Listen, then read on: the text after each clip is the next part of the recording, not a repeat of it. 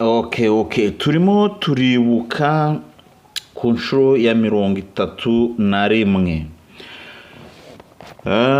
Murabizi ko hirya no hino mu gihugu ndetse no mu mahanga abantu bahura bakibuka byinshi ku bwicanyi bwakorewe abatutsi b'abanyarwanda bishwe mu 1994. uyu mugabo yitwa Ndererimana Kayitani.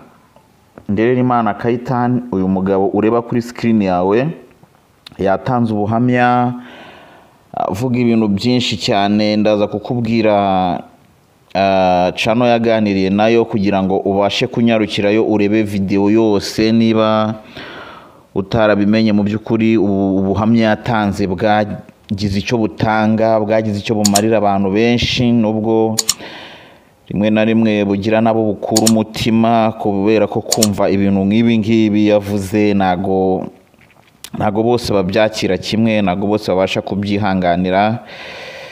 Ibi ngibi rero yabivugiye ku Nyundo aho hari hatiraniye abantu benshi barimo bibuka ku nshuro ya 31 nk'uko bikorwa n'ubundi mu kwezi kwa Mata, buri gihe gikorwa ngarukamwaka.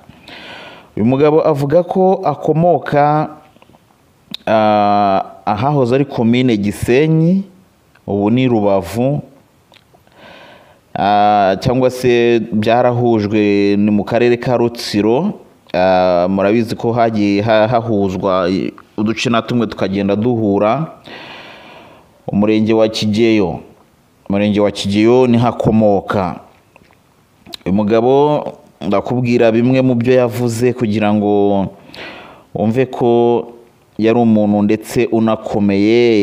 Yakoraga muri Minisiteri y'Ubucuruzi, ashinzwe kurengera umuguzi n'abacuruzi.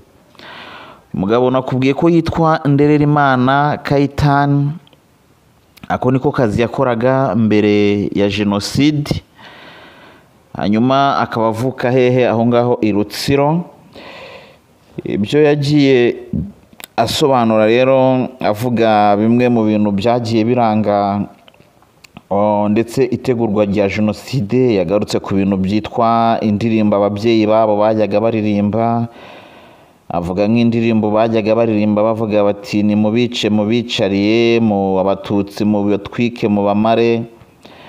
Ibyo byose agenda bisubiraho. Hanyuma ntago ndi bugutindire, ndaza kwihutisha kugira ngo nze kukubwira aho uri busange ikiganiro cyose muri rusange yatanzeho ubuhamya. Uyu mugabo yakomeje avuga yuko we yamenye ko indege ya Habyarimana yahanutse, hanyuma afata iya mbere ajya i Kigali. Agamije iki? Agamije kujya kwifatanya n'abandi kugira ngo barebe ikintu cyakorwa, kuko urumva bo bari barategujwe mbere ko igihe icyo ari cyo cyose bagomba kuzahabwa inshingano zo kwica no gutemagura no kugirira nabi abatutsi. Ati njyewe nagiye i Kigali, ahantu hambere naruhukiye ni kwa Kabageni Venantia, yari umudepite wa PL. Ati twarahashenye no kwa Gasamagera ku giti cy'inyoni. Ati twarahashenye rwose tuhahindura ubushingwe. Ati indege rero yahanutse ndi muri konji, ubwo nabafataga urugendo rwo kwerekeza i Kigali. Yakomeje avuga ati nafashe urugendo rwo kwerekeza i Kigali, nari muri konji iwacu aho ngaho Kigeyo.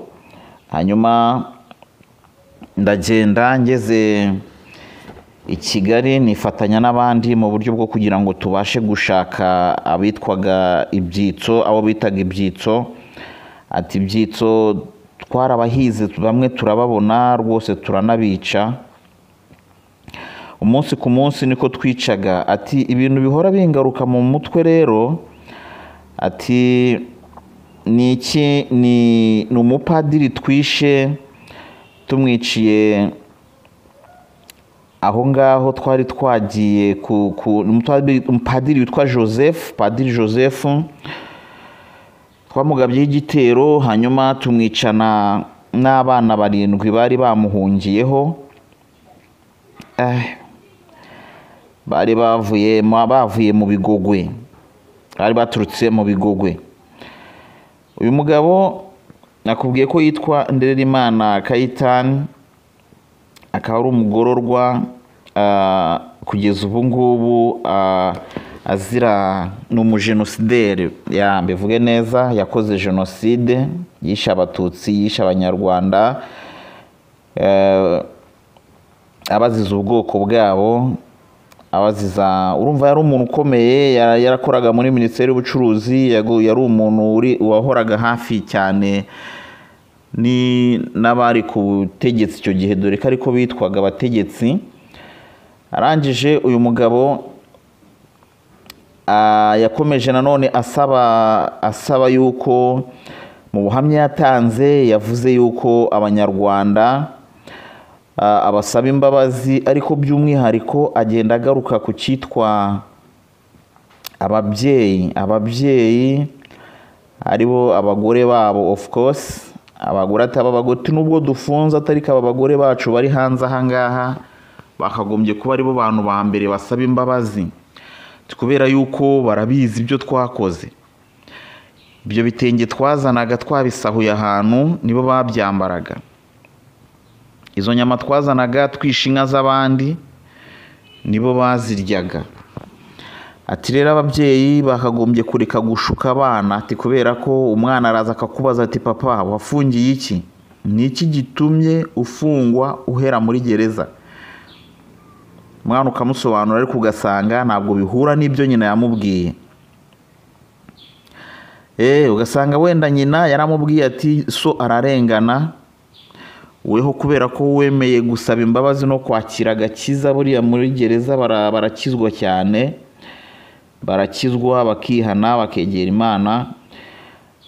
Umwana ukamubwiza ukuri, wamubwiza ukuri ugasanga ntabwo bihura n'ibyo nyina yamubwiye. Ati rero ndinginga Abanyarwanda, by'umwihariko ndinginga ababyeyi kujya babwiza abana ukuri, bakareka kubaroga. Iri niryo jambo yakoresheje, bareke kuroga abana mu by'ukuri. Ndererimana Kayitani avuka muri Rutsiro, ubu ni Rubavu, yahoze ari komine Gisenyi.